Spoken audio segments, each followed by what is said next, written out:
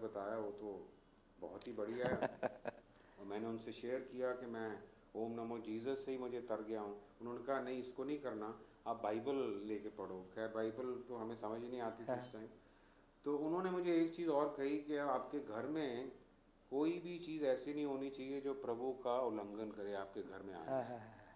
तो उनको पता था कि मैं एस्ट्रोलॉजी और पामिस्ट्री में बहुत विश्वास अच्छा, रखता ठीक हूँ। ठीक ठीक। तो उन्होंने कहा कि जितनी तुम्हारे घर में किताबें। एस्ट्रोलॉजी और पामिस्ट्री की किताबें हैं उनको आप घर से बाहर ले आके उनको आग लगा दो। अब हमें इतना मतलब बेनिफिट मिला था, जो कहते थे हम ठीक है, अंधाधुंध लेके करते हाँ थे। तो ठीक। हमने, मेरे पास कम से कम 25-30 हज़ार रुपए का किताबों का लिटरेचर था। अच्छा हमने उनको सड़क पे जाके आग लगा दी। अच्छा। लोगों ने बल्कि आके पूछा कि आपकी इनकम टैक्स रेड होने वाली है, आप जला रहे हो। मैंने कहा नहीं, ये टैक्स के कागज नहीं है, ये किताबें हैं अच्छा एस्ट्रोलॉजी की। हाँ।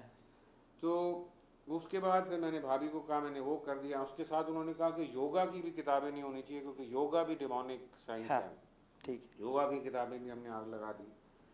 उसके बाद उन्होंने फिर मुझे कहा कि आपके घर में शराब नहीं होनी चाहिए। अच्छा अब हम शराबी तो थे नहीं, अच्छा। लेकिन पार्टी में हम ज़रूर पीते थे। और हम बाहर रहते थे तो हर 6 महीने के बाद हम हिंदुस्तान आते थे सऊदी अरेबिया से। ठीक तो एक बॉटल स्कॉच की ये लेती थी ड्यूटी फ्री शॉप से, एक मैं लेता ठीक था। तो है। 2 बोतलें तो हम ज़रूर लेके आते। अच्छा 2 बोतलों का मतलब 4 बोतलें हर साल की। अच्छा। हम रहे वहाँ 10 साल। ओहो। तो हमारे घर में कोई 40 हो गई। 38 बोतलें थी। अच्छा कोई कोनियाक ब्रांडी है, कोई स्कॉच विस्की है, कोई अल्लड़ है, कोई फल्लड़ है।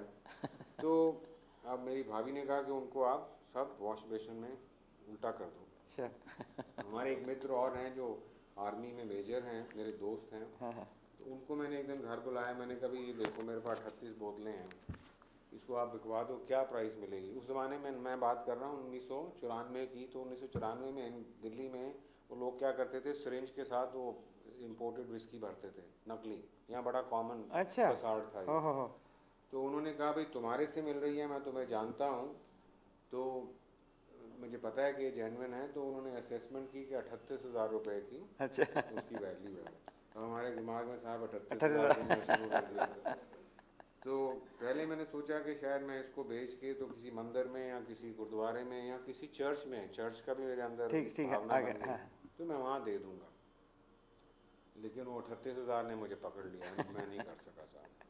1994 में नवंबर की बात बता रहा हूँ। 1994 नवंबर से लेके अक्टूबर ऑफ 1995 दिवाली के 3 दिन पहले मुझे अंदर से इतनी ज़बरदस्त कन्विक्शन हुई पास्टर साहब, मैं बता नहीं सकता। प्रभु ने मुझे अंदर से इतना ज़बरदस्त टच किया कि 38 बोतलें जो तेरे घर में पड़ी हैं बाहर निकाल। मैंने बाहर निकाली। यही मेरा नौकर उस टाइम पे था, दिनेश। इसको मैंने कहा कि बोतलें जो हैं सब सिंक में डाल। सिंक में डालो।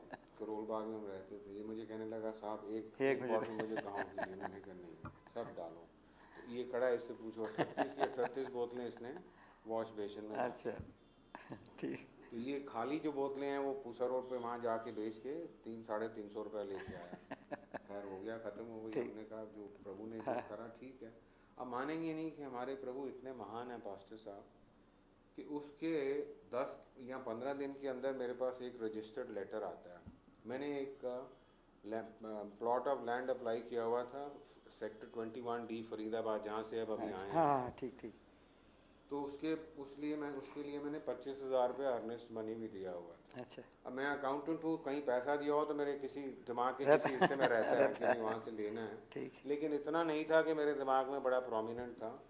तो जैसी वो चिट्ठी रजिस्टर्ड आती है तो मैं खोलता हूँ, हुडा से थी। अच्छा तो उसमें बहुत बड़े अक्षरों में लिखा है कंग्रेचुलेशंस, इतना बड़ा। अच्छा नीचे पढ़ रहा हूँ तो कहने लगे साहब 21D में 2 प्लॉट्स थे जो सेक्टर रोड पे थे, 500 गज के सेक्टर रोड पे हैं। एक चीफ मिनिस्टर कोटा में गया है, दूसरा आपके नाम पे अलॉट हुआ है। वाह। उस प्लॉट में मैंने उस टाइम 24 लाख रुपए कमाए। अच्छा मतलब हाँ 38,000 रुपया 38,000। मैंने दिया, प्रभु ने दिलवाया। 10 दिन के अंदर मुझे प्रभु ने उसकी जगह 24 लाख रुपया दिया। उसके बाद तो भाई मतलब मैं अगर आपको जिक्र करना चाहूँ कि क्या क्या प्रभु ने मेरे साथ किया तो शायद इतने बड़े पोथे बन जाएंगे। ठीक है। मतलब आप प्रभु देख सकते हैं कि आपकी ज़िंदगी में कैसे वो आपसे पहले जाके आपके। देखिए अब आपने तो बहुत कह लिया, मैं बहन से बात करूँ। हाँ ज़रूर करें। आप बताइए आपका क्या हाल है? आप हाँ, के जीवन। मैं जी सिख परिवार से हूँ।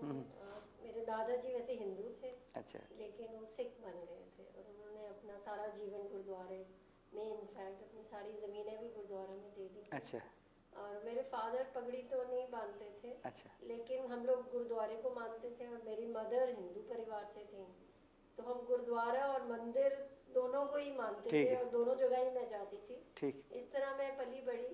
1978 में जगमोहन जी से मेरी शादी हुई। हाँ ठीक ये बहुत ही ज़्यादा धार्मिक थे, मतलब एक औरत क्या पूजा करती है जो ये पूजा करते थे। अच्छा। और इतना बिलीव करते थे कि उन्होंने अपनी 10 उंगलियों में सारे नग पहने हुए। अच्छा मैं ये इसलिए कह रही हूँ कि ये इतने अंधकार में थे कि हाँ, उसमें हाँ। विश्वास करके ठीक। और उस अंधकार से प्रभु ने इनको निकाला जी। और ज्योति में लाए। हाँ हाँ तो बहुत ही अंधविश्वास था। उतना अंधविश्वासी मैं नहीं थी। अच्छा और कुछ चीज़ें मुझे अच्छी भी नहीं लगती थी जो ये इतना ज़्यादा पूजा अच्छा, पाठ अच्छा। या पंडितों में विश्वास करते थे। ठीक ठीक लेकिन मेरे हस्बैंड थे तो मैं कुछ ठीक। कहती नहीं थी। हमारे घर में मतलब अशांति रहती थी और ये नहीं कि पैसे की कमी थी, पैसे की कमी नहीं थी, लेकिन झगड़ा फसाद अशांति ये रहती थी। जी जब प्रभु में मेरे हस्बैंड आए तो मुझे बिल्कुल अच्छा नहीं लगा, क्योंकि मैं क्रिश्चियन शब्द से ही नफरत करती थी। अच्छा। और यीशु मसीह को मैं समझती थी कि क्रिश्चियनों के परमेश्वर हैं। हाँ हाँ ठीक तो मेरी भाभी को मैं मन ही मन कोसती थी कि वो क्यों आई और उन्होंने प्रभु का नाम दिया। और हाँ। पहले ये किसी धार्मिक गुरु को मानते थे, अब इन्होंने यीशु मसीह को मानना शुरू कर दिया। तब मुझे था कि लोग क्या कहेंगे कि हम हिंदू हो के हम क्रिश्चियन हो गए। ठीक। मुझे अपने मतलब दिवाली के त्यौहार से बहुत प्यार था, मुझे बहुत अच्छा लगता था मनाना। मुझे याद है कि पहली बारी इन्होंने वो त्यौहार नहीं बनाया और जब ये प्रभु में और मैं अकेले बैठ के मैंने मनाया तो मुझे मन में बिल्कुल अच्छा नहीं लगा। अच्छा लेकिन ये इन्होंने कहा कि नहीं तुम मेरे साथ चर्च चलो। तो एज एन ओबीडियंट वाइफ कि मुझे झगड़ा करना इतना अच्छा नहीं लगता था। ठीक ठीक तो मैं इनके साथ चर्च मैंने जाना शुरू करा। लेकिन मैं वहाँ केवल प्रभु के लिए चर्च नहीं जाती थी। हाँ। खाली अपने आदमी को ठीक। इनको प्रसन्न ठीक, करने ठीक, के ठीक। लिए, इनको खुश रखने कि झगड़ा नहीं होता। हाँ, मैं हाँ, चर्च ठीक। चली जाया करती थी। हाथ में मुझे बाइबल भी दे देते थे, वहाँ पे वो पास्टर साहब बोलते थे तो मैं सुन के आ जाती थी, पर मुझे कुछ इतना अच्छा नहीं लगता था। लेकिन धीरे धीरे वहाँ मैं चर्च में जब जाती थी तो मुझे एक बात वहाँ ये बहुत अच्छी लगती थी कि चर्च में वो मिल के एक मन हो के उन बीमारों के लिए प्रार्थना करते थे जिन्हें वो जानते भी नहीं हैं। और वो इतनी शिद्दत से और इतने आत्मिक तरह से रो रो के प्रभु से प्रार्थना करते थे। तो वो मुझे लगा कि मैंने अपने धर्म में, हम गुरुद्वारे जाते थे, मंदिर जाते थे, जब भी जाते थे अपने लिए हम कुछ मांगते थे अच्छा। कि हमें ये चाहिए या ये कर दें, लेकिन हमने कभी दूसरों के लिए प्रार्थना नहीं करी थी। तो लेकिन फिर भी मैं प्रभु यीशु मसीह को मतलब मानती नहीं थी दिल से मैंने कभी उनको पुकारा अच्छा, नहीं था। ठीक। लेकिन ये मुझे कहते थे कि तुम बाइबल पढ़ा करो, तो इनको खुश करने के लिए मैं वचन को खोल के थोड़ा थोड़ा पढ़ लेती थी, चाहे मुझे समझ आए नहीं, तब तक प्रभु ने मेरा बुद्धि खोली नहीं थी। तो धीरे धीरे जब मैं वचन पढ़ने लगी तो प्रभु मेरा दिल बदलने लगे और बहुत कुछ मैंने देखा। मेरे हस्बैंड में भी बहुत तब्दीलियाँ आई। जो इतना क्रोध करते थे, अशांति थी, सेहत का इनको इतनी प्रॉब्लम थी, चिड़चिड़े रहते थे। और मतलब हमारी ज़िंदगी उस तरह इतनी बेजार हो गई थी। तो इनकी जीवन में भी तब्दीलियाँ देखी और धीरे धीरे वचन भी मैं जब पढ़ने लगी तो एक दिन मैं बहुत से थके हुए लोगों मेरे पास आओ, मैं तुम्हें विश्राम दूंगा। तो मुझे लगा कि परमेश्वर खुद कह रहे हैं कि मैं बोझ से दबी हुई हूँ और तुम मेरे पास आओ तो मैं तुम्हें विश्राम दूंगा, जो कि मैंने कभी कहीं पढ़ा नहीं था। अच्छा। और धीरे धीरे जैसे मैंने वचन पढ़ा तो मैंने देखा कि प्रभु यीशु कृष्ण का जीवन कितना शुद्ध और पवित्र था, जो कि और किसी जीवन में मैंने नहीं पाया। अच्छा। और उन्होंने जब वो मनुष्य का रूप लेके इस धरती पर आए तो उन्होंने क्या किया, लोगों पर प्रार्थना करी और उन्हें चंगा किया। यस, उन्हें चंगा किया। तो मुझे लगा कि प्रभु कितने करुणामय और दयालु हैं। और वो किसके लिए आए मनुष्य बनकर, हम